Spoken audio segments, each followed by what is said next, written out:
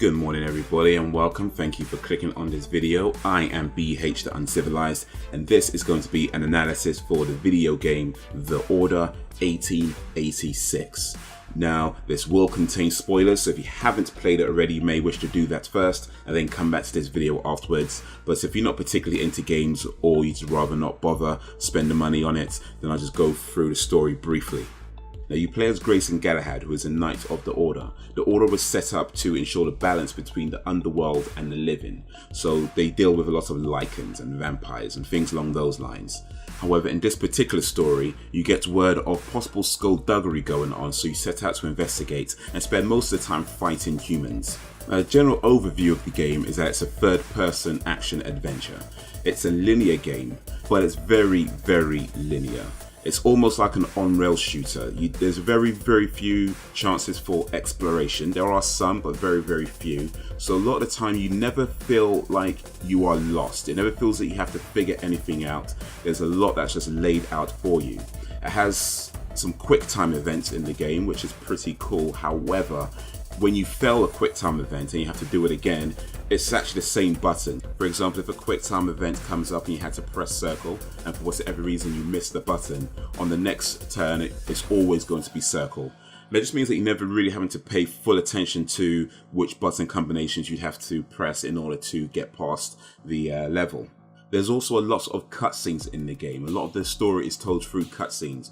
And the cutscenes are interesting, but there's a lot of them, and it really detracts away from the gameplay itself. Now, when you are playing, the action is quite tight. The gunfights especially, you really feel like you're on the ball with them, especially when the shotgunners or the armored guards are coming at you. Also, the fights mechanics when fighting the lycans, it made it just too easy. You never really had to move. You could really just stand, shoot, and dodge, and that's really all you had to do. Now the game then. Before buying the game, I did hear that it was a very short game at around 5 hours, which I think is about accurate. About 5 to 8 hours I'd estimate for your first playthrough. But that isn't its problem. If it had a very compelling story and it was 5 to 8 hours long, that would have been fine. The problem is that it doesn't have a very compelling story. It has a very interesting story, one that I wanted to know more about. However, it just cut it short. By the time I got to the end, I was wondering what happened to Igraine, what happened to Lafayette, what happened to Lord Chancellor, what happens to Lord Hastings, the final battle with Lucan, and once he's beaten, and the Lord Chancellor reveals that he's known about Lucan all that time. But then, where does he go from there? What happens to Lord Chancellor? Lord Hastings, who you find out is Jack the Ripper. What happens to Lord Hastings? Igraine, who sets out to catch you after believing that you're a traitor. What happens to her? And Lafayette, who clearly didn't believe he was a traitor, even he doesn't get any kind of conclusion. So I just felt there was more they could have done with the story to round this out more and make it much more compelling. And also more they could have done with the gameplay so it doesn't feel so spoon-fed. And in turn would have actually made the game longer. But perhaps the most disappointing thing of the entire game is that the lead character is called Galahad. And at no point anybody says, "On the morrow, young Galahad." Alright, now as the game does use history as an inspiration, what I'm going to do now is do a comparison to history.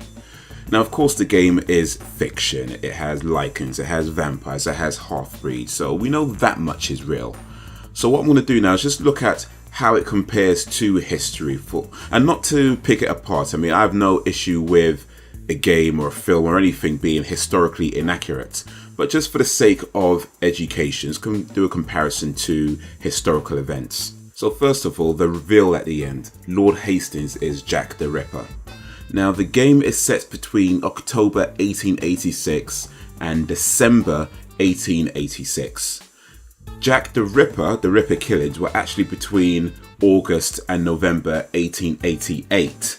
So it's a few years out with that one. And also the name Jack the Ripper actually was coined in a letter sent to the police in September 1888. It was a letter since known as the Dear Boss letter. It was originally treated as a hoax, but when the next killing occurred a few days later, where the lady's ear was cut off, then they started taking it a little more seriously, as in the letter it talked about the next job, he'll cut the lady's ear off.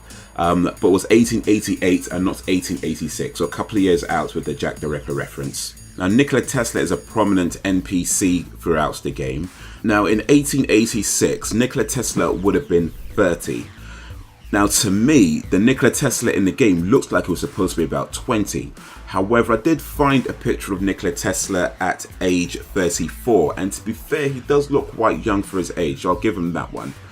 Though in 1886, Nikola Tesla was in the United States, most likely in New York, as he just left working for Thomas Edison over a pay dispute. And for the period of time throughout the winter of 1886, he was actually going through a stage of financial disrepute. For a period of time throughout the winter of 1886, he wasn't doing quite well financially. He set up a company after leaving Thomas Edison. The company didn't get the financial backing it needed, so for a while he had to get a regular job, and he was working for as little as $2 a day at one point. Towards the end of the game, when Galahad is recovering from man flu, during one of his conscious states, we see that he has a mysterious hooded benefactor. Now later on, when he fully recovers and he's up and walking around, he asks Lakshmi about the black water that she had in her possession. She said it was bestowed upon her by Sir Bors de Ganis. Now, Sir Bors de Ganis was a knight of King Arthur's Round Table, so this goes back to 5th, 6th century Britain, stuff of legends pretty much. Now, according to legends, Sir Bors de Ganis found the Holy Grail.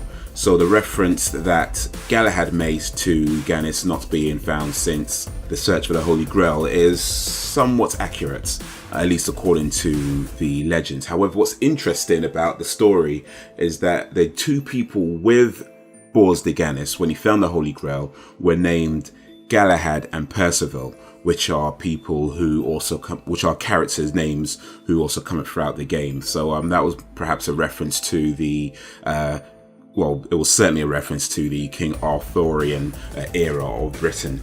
When Galahad said, "So he lives," in reference to Bors de Ganis, Lakshmi replies, "I did not say he lived." So perhaps what he saw, the mysterious benefactor, assuming that was supposed to be Bors de Ganis, was actually a ghost. Now, the United India Company was made up for the game. However, the East India Company did actually exist. Now, this is a company that goes back to 1600, Elizabethan era, and it was set up to pursue trade with the East Indies. However, along the lines, it eventually came to rule India with its own army. So by the time we get to 1857, the Indian Rebellion happens. Now, from the rebellion, one of the leaders, a Maratha leader, was called Lakshmi Bai, the Rani of Jhansi. She was born 1828 and died in 1858. So the leader of the rebellion in the game being called Lakshmi Bai is actually accurate, albeit 30 years late. And that is my look at the Order 1886. Please let me know what you think in the comments. If you liked this video, then please like, share, and all that good stuff. If you haven't already, then be sure to subscribe for more videos. But that is all for now, so thank you for watching, and until next time, on the morrow, young Galahad.